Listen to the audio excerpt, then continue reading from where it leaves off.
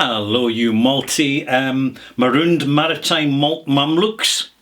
And with that malt mention successfully delivered, first of all, a big thank you to the provider. Now, just give me a minute here. Gat dello Breget. I hope I got that right, but I probably didn't. But the show goes on, you know, because we're not editing here. And welcome to Ralphie Review 990.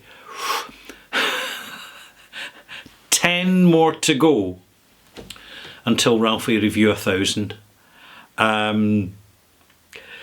It's not that long ago that I never even thought that 1000 reviews would be possible. But more about that soon. In the meantime, Review 990 is technically the conclusion of Summer Series 2023 here in the Bothy, in the middle of the Irish Sea, relating to world whiskies. And my final whisky that I'm reviewing for you is Wild Turkey Rare Breed, because you don't have to have a single malt to have a whisky. Any spirit made from a grain, a bean, or a nut is a whisky. Yeah, that's correct, because a bean and a nut is a form of grain. Generally. Be very careful if you buy this bottle, because the cork is very small and the top of the cork is quite broad, and it's very tempting as a matter of habit to lift a bottle by the neck, and if you don't grip the neck properly you end up putting too much pressure on the stopper. Now the stopper will take the weight vertically, but as soon as you twist in any way, well, it worked a lot easier earlier. Yep, out it pops. The cork's just too small, so handle this with care. This is Wild Turkey Rare Breed Bourbon from Kentucky. It is bottled at a rather impressive 58 point something percent. Hey, get yourself a steampunker. You'll find them on eBay. You'll find ordinary boring magnifying glasses, but you don't want them. You want entertaining, aesthetic magnifying glasses, because it's much more exciting to have them lying around in your whisky cave, den, bothy, corner room. 58.4% volume. So this is a hefty cask strength. Not only that, but the price for the what's in the bottle is outside the UK, outside the USA. In the UK, it's actually really good. It's one of the better, consistent quality, delivering Kentucky bourbons. It's also rye dominant, and that really helps when you're a Scotch whisky drinker, because unfortunately wheat bourbons can come across as really quite bland at times, particularly if you have much acquaintance with peated whiskies. I find that bourbons or even wheat spirits, 100% wheat spirits, they're just too light.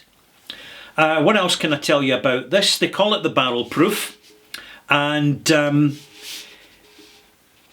it's a combination of 6, 8 and 12-year-old bourbons.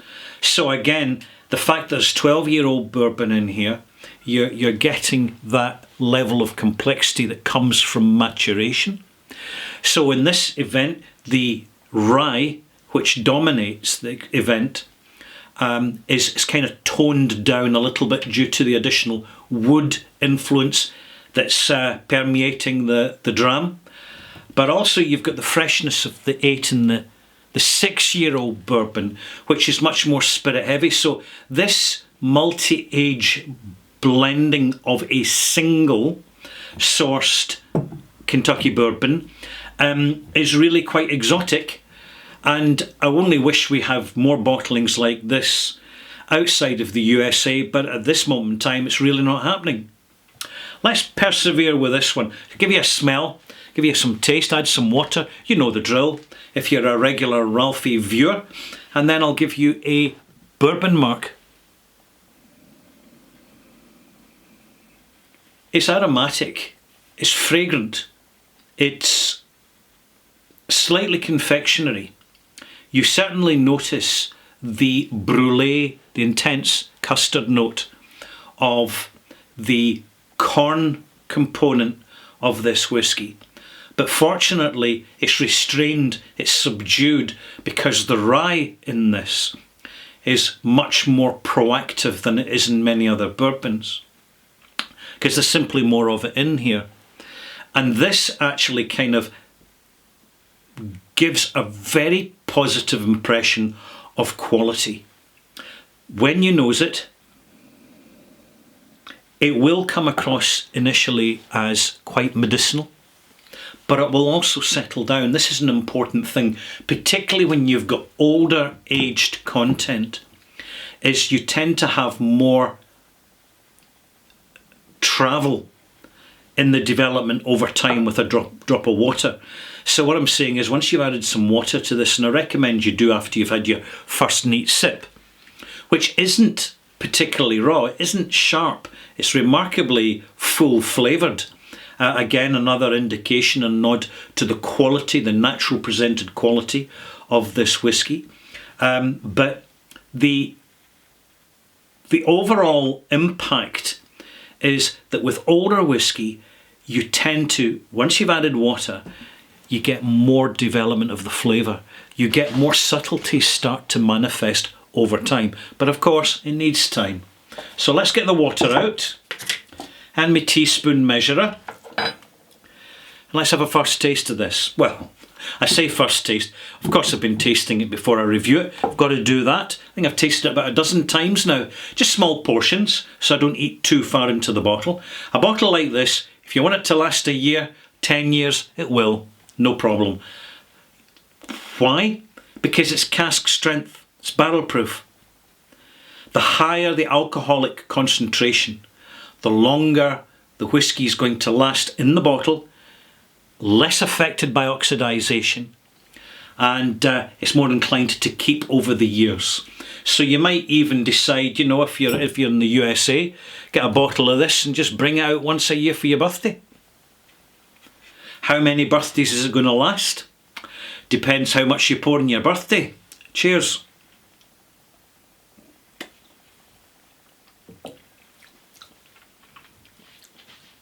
Quite intense, concentrated. You'd expect that with the alcoholic strength. But the fierceness of the volume of alcohol in this bottling is completely offset by the flavoursome and the quality of the rye. Wild Turkey make good rye whisky, and when they're making good bourbon whisky, they're putting good rye into that bourbon whisky. This is really quite refreshing. I did buy another bottle of bourbon recently, a single cask bottling, and I was hugely disappointed. It was absolutely dominated by corn whisky, and modern corn whisky from the USA, I have to say, is not particularly exciting. It needs to be in combination with other grains. It needs to be in a mixed mash bill, or even better, in a sour mash bill, to actually do away with that kind of custard note. Anyway, I'll cover this topic actually in my next review, which will be 990 extras, which is immediately after this review. I'm going to put 2 spoonfuls of water in. That's 10 millilitres. Of course I am. Why? Why do I put so much water in? Because it's coming up to 60% proof, right? And also because it's got some very strong flavours in it, delivered by the rye. So, what'll happen now, just give it a minute or two, I'll tell you a little bit more about the situation with bourbon in the US. a number of bottlings are becoming highly collectible. Too collectible. There's a fever out there. And as we know, when fevers are happening, temperatures start to run a little bit high. And this has been happening as well.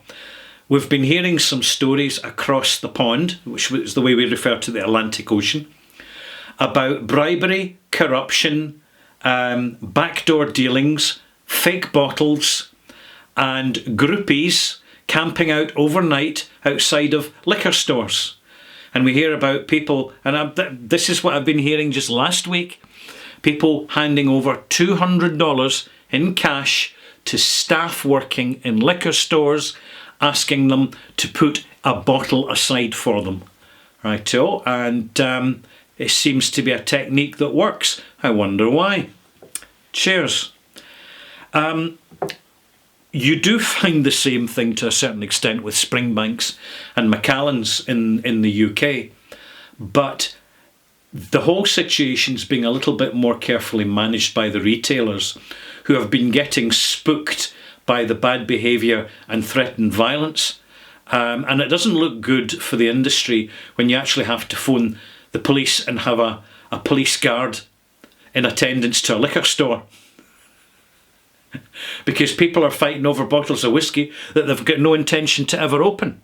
Can you imagine us relating this story in a bar 20 years ago? People would be wetting themselves laughing. You are kidding me. That will never happen. That's what they'd say. That would never ever happen. Anyway, I'll tell you what's happened.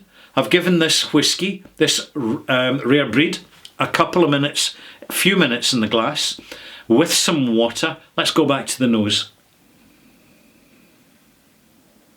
More complex, more measured, softer, more fragrant, honeysuckle, more articulate, a little bit of mint in there. The rye, still quite spicy, heavily spicy. You're talking clove, a little bit of cinnamon, a little bit of wintergreen going on. Tiny, tiny taste. Still, on the palate, you're getting a bit of alcohol nip because the strength is still there. But what you have is something that is tasting a little bit dilute now. The flavour subsided, but it's nothing to worry about, because when we leave this in the glass for around 10 to 15 minutes, the flavour comes back again. Because the alcohol, due to the presence of the water, is weakened in its ability to hold on to the flavours. So it's now the alcohol is shedding the flavours. It's shedding the flavours into the liquor. And initially, once you've added water, it just tastes a little bit dilute, but latterly, given a 10 minutes or so, 15 minutes, you start to get more complexity coming out the glass, which is a wonderful thing.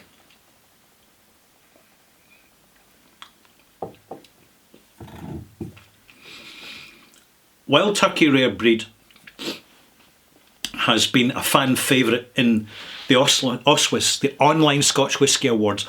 You'll find a link down below in the description box. It's always been the bridesmaid and never the bride in the awards. But people are aware of it. The producers are not automatically jacking up the price to plunder the interest in the bottling.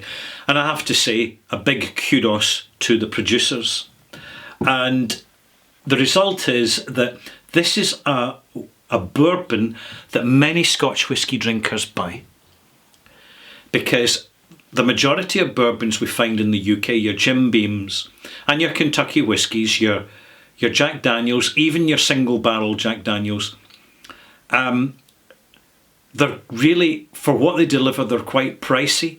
And there's that kind of sweetness that you get in modern, homogenised, industrialised, high-yielding bourbons. And again, I'll come to that in the extras. So what am I going to give this in terms of a malt mark? Oh, let's have a look-see. I should be really calling it a rye whisky, because such is the dominance of the rye. But it's a bourbon, and that's good, Kentucky bourbon as well. So let's get a mark out. And this is a bourbon mark, not a whiskey mark. So this is going to be, it's going to be pretty decent. I'm giving this a high mark because it's available, affordable, consistent, and the producers are doing a good job. And there's not enough American whiskies producers doing that. 84 out of 100. It's a bourbon mark. A bourbon whiskey. Says me struggling to find that. Let's give it the Irish, that's fine. You can call it whiskey with an E or without in the USA. Completely interchangeable.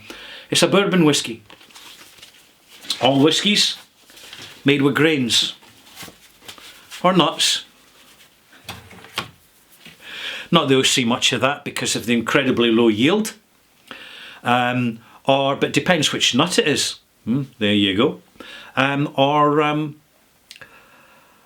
What, Dutch seeds and what's the other one? I've forgotten about it now. Oh geez, so anyway, never mind. Cheers folks. I'm Ralphie. This has completed what's technically the last review of the World Whisky series. So we're going to be back to Scotch whisky next time for Ralphie Review 991. Your good health. One final piece of advice, malt mates. Keep it quality, not quantity. Bye.